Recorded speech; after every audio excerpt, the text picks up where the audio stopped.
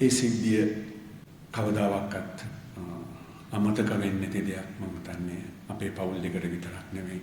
එදා අපේ ස්වාමීන් වහන්සේ කිව්වා වගේ 2000ක විතර පිරිසක් මෙලොවින් සංගත්තා. ඒ අතර අම්මලට දරුවන් නැති වුණා. දරුවන්ට අම්මලා නැති වුණා. ස්වාමි පුරුෂයන්ට බිරිඳවන් නැති වුණා. බිරිඳවරුන්ට ස්වාමි පුරුෂයන් නැති වුණා.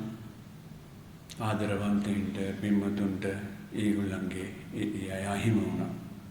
හිතපු නැති වෙලාවක ධන්‍යමක්වත් නැති තැනකදී මේ සියලු දෙනාම හරිම ආදරවන්ත අහිංසක මිනිස්සු තමයි දා නැති වුණේ.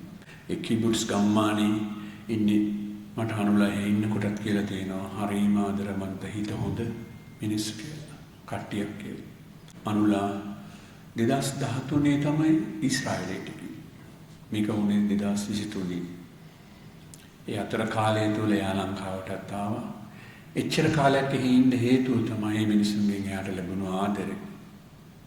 එච්චර කාලයක් එයා කිව්වේ ලංකාවේ මෙහි හිටියත් එහි හිටියත් එයාට එච්චර වෙනසක් දැනෙන්නේ නැහැ කියලා. අපිට අහන්න ලැබෙනවානේ මැද පෙරදිග රටවලත් අපේ ශ්‍රී ලාංකිකයෝ ගියාම පරාලෑන යකඩ එන ගහලා උඟා කරදර මම ඒව ගැන කියන්න කැමති නෑ.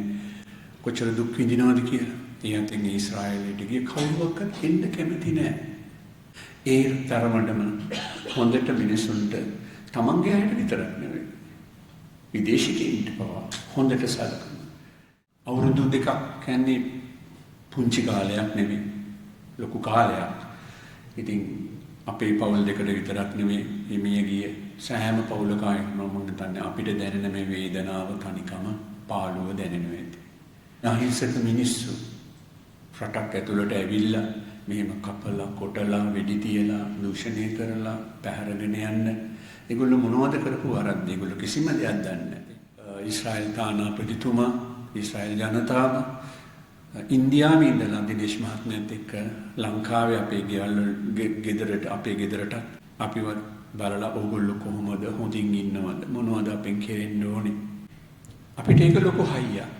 ඇත්තටම වචන වලින් විතරක් නෙමෙයි ක්‍රියාවෙන් ප්‍රායෝගිකව අපිට හොඳට උදව් උපකාර කරනවා. අපිව රැක බලා ගන්නවා. මේ අවස්ථාව ලබා දීම පිළිබඳව අපේ කවුන්සිලර් දිනේෂ් රුද්‍රක මහත්මයා තුළ ඔබ සියලු දෙනාට බොහොම ස්තුතියි.